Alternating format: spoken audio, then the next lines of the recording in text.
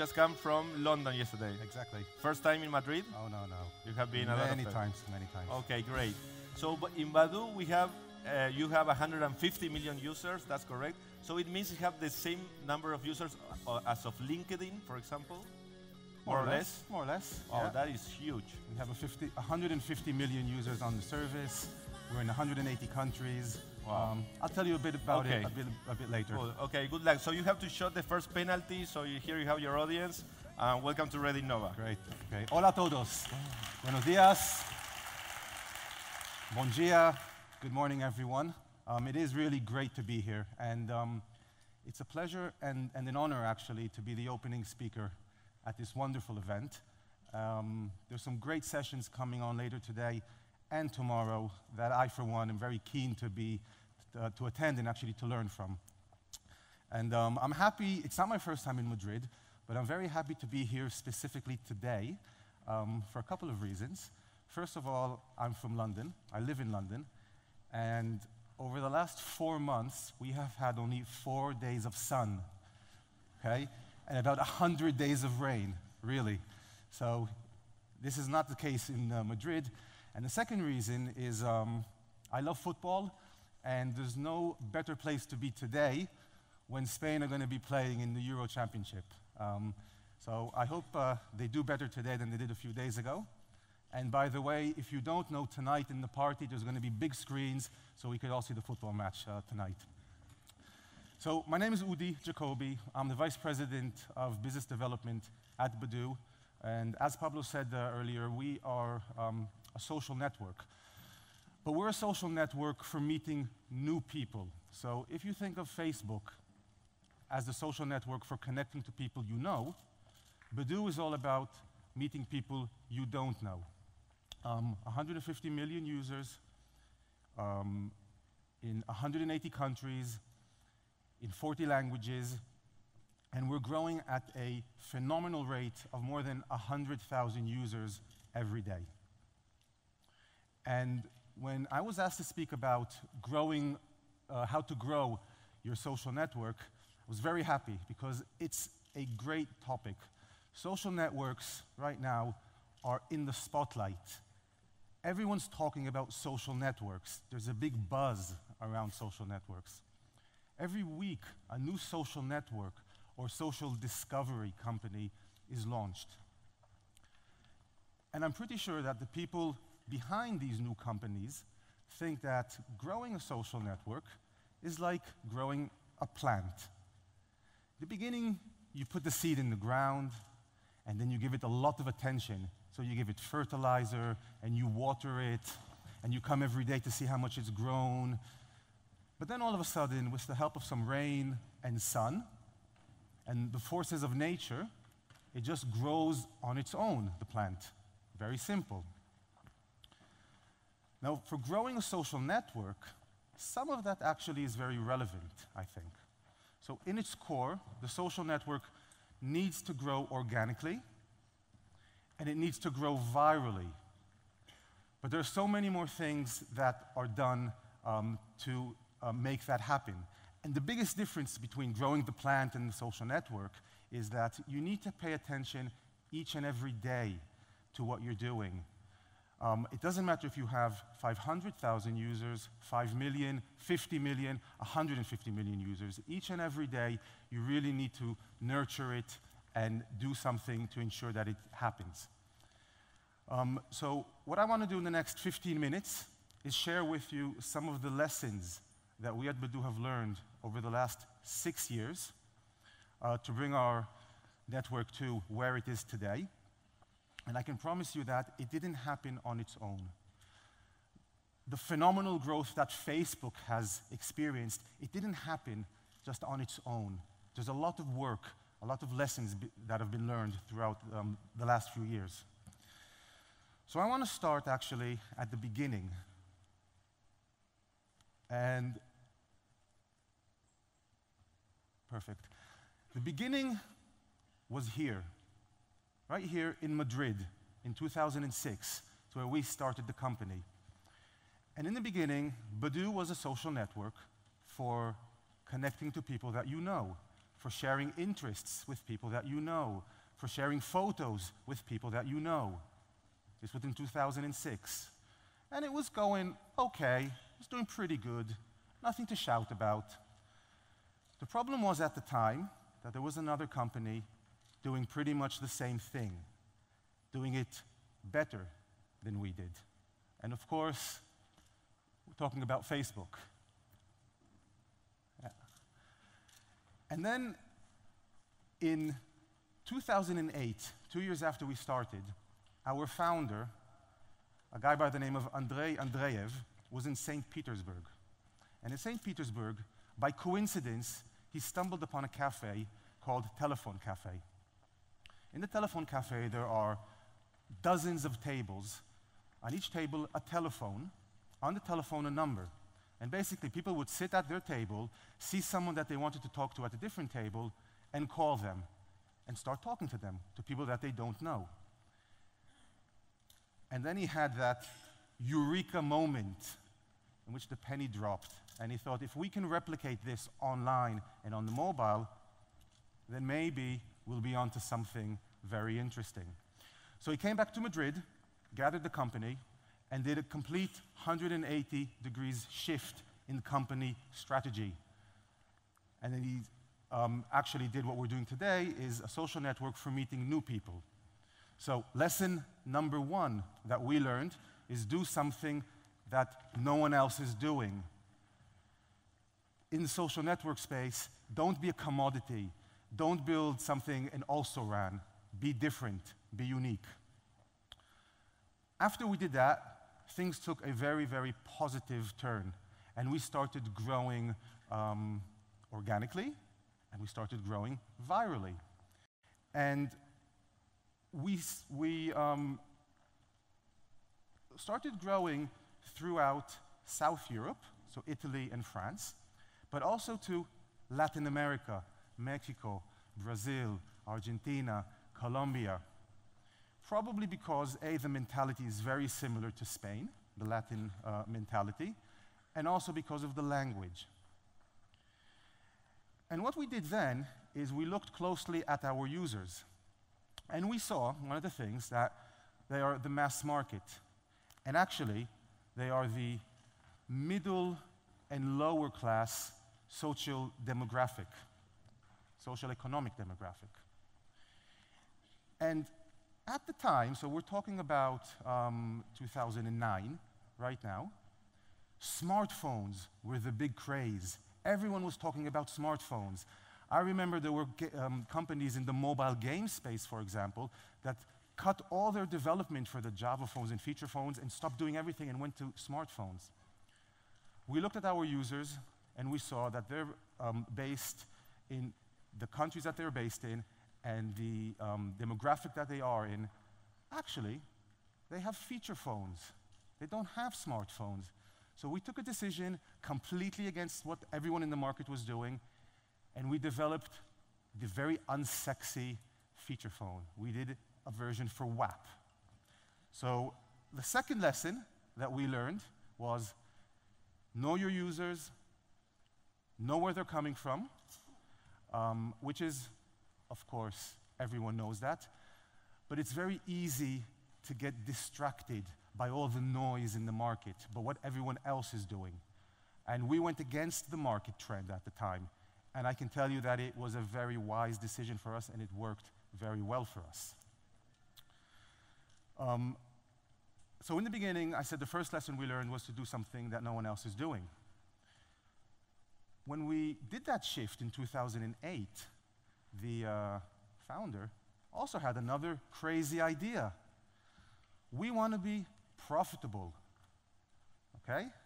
We want to have a business model behind the company. There's so many companies today in this area that just launch without any idea how they're going to be making money or what the business model is. We did something along the lines back in 2006, but in 2008 when we shifted, we knew we wanted to have a valid business model. And what we did at the time, we used a freemium model.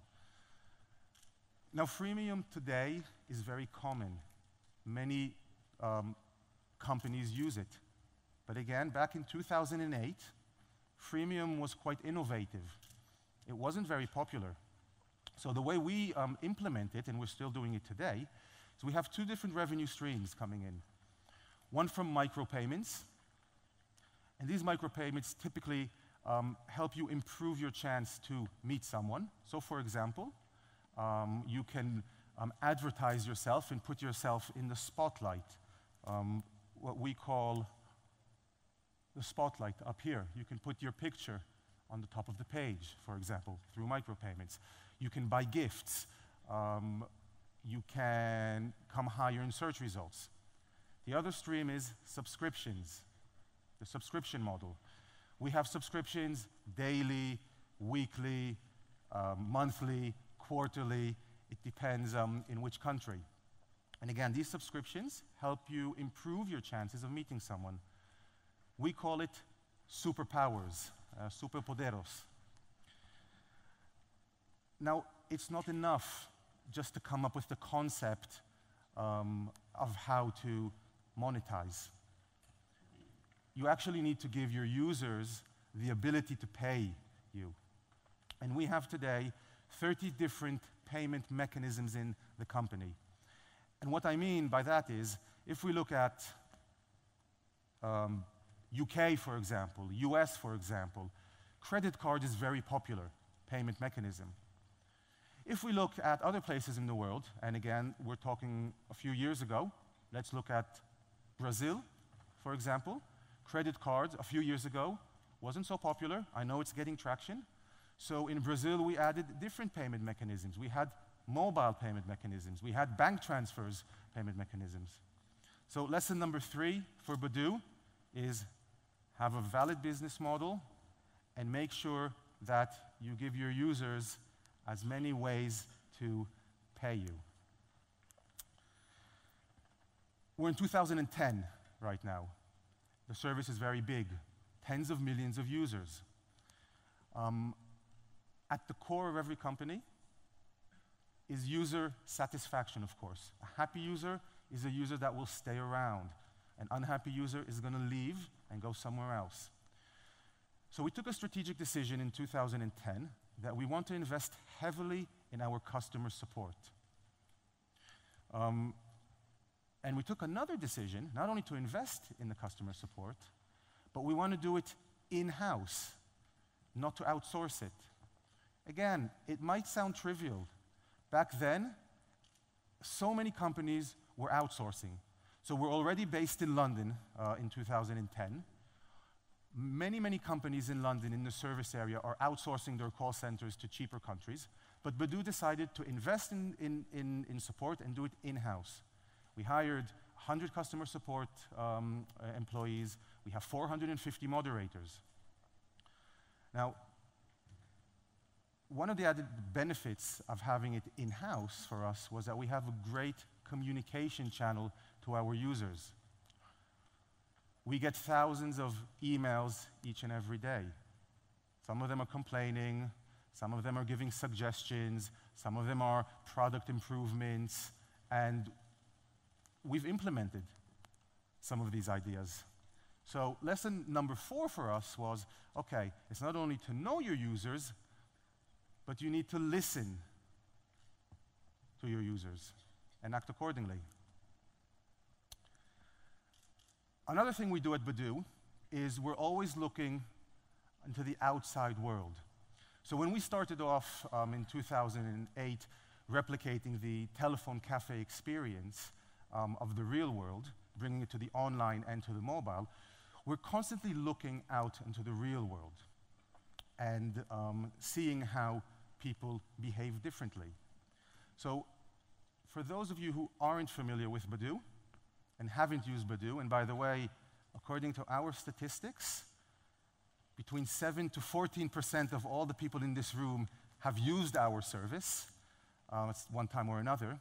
Think about it as a club or a bar, and it's free to enter the bar. It's free to enter this club. But once you're inside, everyone acts differently. You're going to have one person in the club who jumps on the table and on the podium and is dancing like crazy to get attention. Another person who entered the club or the bar is going to buy drinks to impress the people around him. One person goes into the VIP room. So what we did is we added features to assist these different behaviors, to replicate these different behaviors. So if you're an attention seeker, you can go in the spotlight, for example. Everyone will see you in the spotlight, everyone. If you want to impress someone, you can buy them a gift, a virtual gift. But we didn't stop there. We took it one step further. We looked at the genders, how the men and how the females behave differently. So, in the real world, it's no surprise that men check out women much more than the women check out men. And you can see by the statistics here that this is the amount of initiated chats by men compared to women. No surprise. Now, guess what happens once the discussion starts going and happening, okay? I've been with my wife for the last 15 years, okay? And it's no surprise for me, and for probably many of you, that it changes once the discussion is happening, okay? It pretty much balances out, actually, in many countries, but in many countries that we're active in, the women actually overtake the men in chatting. So lesson number 5 for us was build the product, cater their product, add the features for different behaviors. It's not one product fits all. Number 6 for Badoo. We're a big international company, 180 countries, as I mentioned before. Everyone that's going to have a social network is probably thinking of growing it outside of their country, their region. Now, when you're active in many countries, there are cultural differences that you need to take into consideration. Okay? Asia is different than Latin America. Latin America is different than North America. For me, this is the slide that says everything about the Badoo users. Okay, we got Southern Europe over here, Sarkozy and Berlusconi, by the way, who are no longer in power by coincidence. Okay, look what they're looking at. And then, of course, North America, correct, very reserved. And most of the people right now in this room are from Latin America, Spain, Portugal, that part of the world. So it's no surprise to you probably that, I'll tell you a personal story.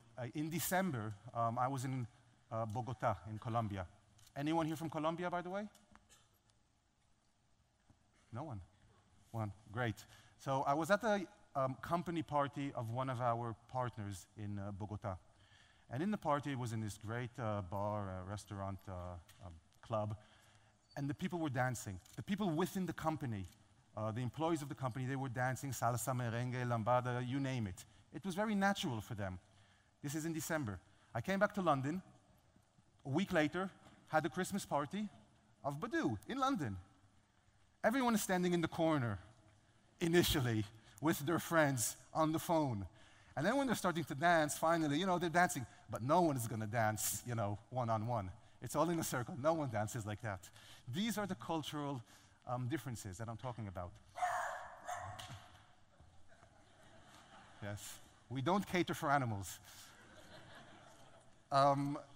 In the beginning of the year, we decided that we want to go to the US, make a very big push in the US. So we had to change our product accordingly. And we added a feature of interests. And the whole idea of interests was to help people start a conversation. In the US, England, they're more uptight, they're more reserved. We don't sell alcohol on Badoo. We can't loosen you up. So if we know what you're interested in with the features, it helps you start a conversation. Lesson number 6, cultural differences. The last lesson, number 7, that we learned, and it's probably the most important lesson for us, and we remind ourselves each and every day, is to build the product for your users. And what I mean by that is, we're in a high-tech, very fast, very dynamic environment. Most of the employees at Badoo and in any social network are technically orientated, a lot of developers, a lot of engineers. They come up with wonderful ideas each and every day, crazy ideas, the next best thing. And we need to remind ourselves that our users are not really interested in technology. Technology is ranked 216 in the interests of Badoo users. The iPad is ranked 2,184 in the interests, okay? They're everyday users. So lesson number 7 for Badoo, build for your users. So we had 7 lessons. Do something different, know your users, know where they come from, listen to your users, have a business model in mind, build the features according to their behavior, take cultural differences into consideration, and last but not least, build the product for your users, for the everyday users. None of these lessons, in my opinion, is rocket science. And I also think that you're probably thinking, it's straightforward. It's common sense. I probably didn't tell you something that you didn't know already, because they make sense. The point is, and this is the important part in my opinion, it's so easy to get distracted from this. As I said earlier, we're in such a fast-paced industry. Every month, there's a new thing that comes. There's a new channel. There's a new platform. There's a new technology. The next best thing is just around the corner, and everyone is running and doing crazy things, and there's so much competition coming up, which can be worrying sometimes. If you keep focused on these basic things that I just discussed, and you follow them and don't lose track of getting the basics right, I think you have a very good chance of growing your social network and succeeding in doing so. Thank you.